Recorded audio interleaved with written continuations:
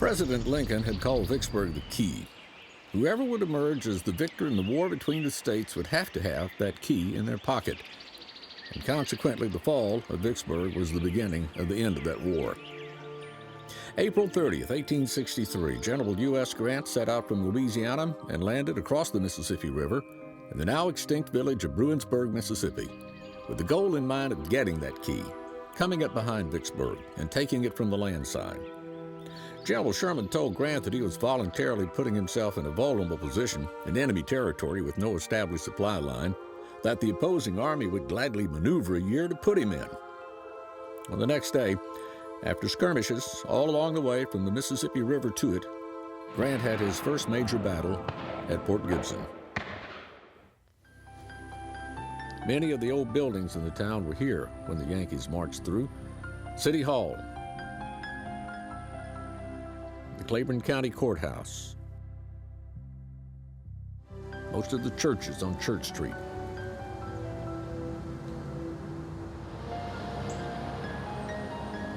The buildings have roots that go way back before the Civil War. Now, for instance, St. Joseph Catholic Church's diocese is named for Rezin Bowie. Rezin Bowie is Jim Bowie of the Bowie knife fame's brother. Rezin supplied most of the funds to build the church so his wife would quit pestering their friends, including their Jewish friends, for contributions to build it. And the Presbyterian Church's iconic steeple with the hand pointing toward heaven was here. And the fact that these structures survived the war has led the town to adopt something General Grant is supposed to have said as their town slogan: "Too beautiful to burn." This may be the only southern town to have the Union General's quote as their town slogan. But I'd like to think that he did say that because look at Port Gibson now, it's beautiful. And I would assume it was beautiful then, and he probably said those words, "Too beautiful to burn." From Port Gibson, Grant's next big battle was at Raymond. After the battle, the Raymond Courthouse and St. Mark's Episcopal Church were pressed into use as field hospitals. I'd say the marks on the tables in the courtroom upstairs at the courthouse are from Civil War amputations. And there are still dim bloodstains in the floorboards at St. Mark's Church. In the city of Jackson today, Battlefield Park is about the most conspicuous leftover of the Civil War. The Battlefield Park was part of the 1863 siege of Jackson. There are earthworks there at Battlefield Park. They're very low trenches, but they're misidentified there as Confederate trenches. They're not. And there are a couple of artillery pieces located there. They're pointing in the wrong direction. And they're not Civil War guns either. They're from the Spanish-American War. Other than that, everything is completely correct at Battlefield Park.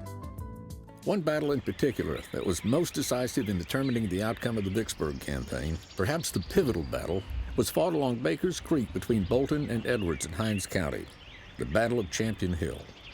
There were over 7,000 casualties, a little less than 3,000 for the North, a little more than 4,000 for the South.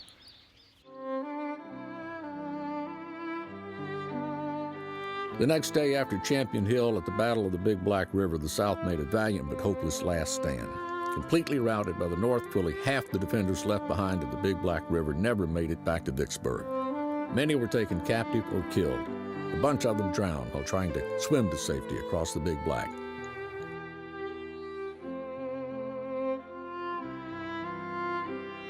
The next day, Grant tried to storm Vicksburg, and he tried once more after that. And the Confederate lines held, as all had predicted from Jefferson Davis on down, making them think Vicksburg could never be taken. And by battle, it couldn't. But on the other hand, by siege, or as Grant said it, by out-camping the enemy, sitting and waiting, and lobbing shells into the town from the river and from the land side 24/7.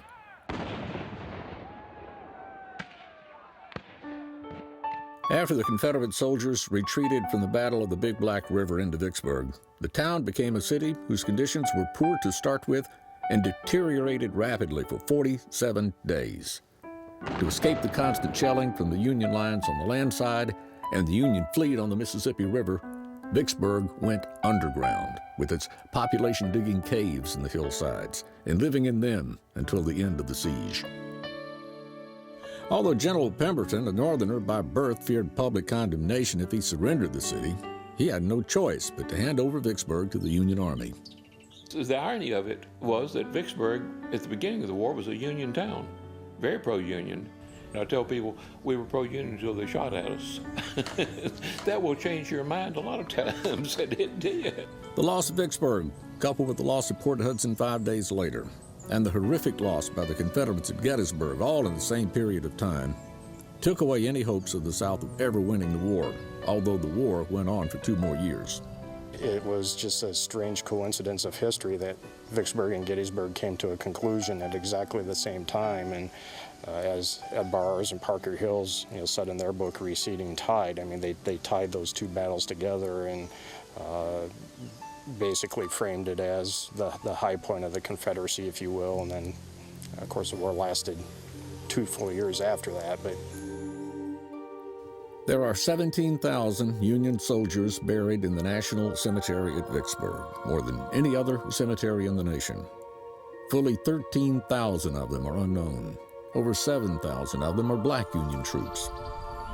Confederate dead from the siege are buried in the Soldiers' Rest section of Vicksburg's Cedar Hill Cemetery. About 5,000 soldiers are buried here. All of these dead, and so many more across half the country made history, of course. And with the surrender of the South at the end of the war, several things happened that still affect us today. First of all, we undisputedly became the United States, indivisible. And then, with the Emancipation Proclamation and the subsequent passage of the 13th Amendment, slavery was abolished in the United States. The home of the brave became the land of the really free. And the beginning of the end of the Civil War is preserved right here in Vicksburg.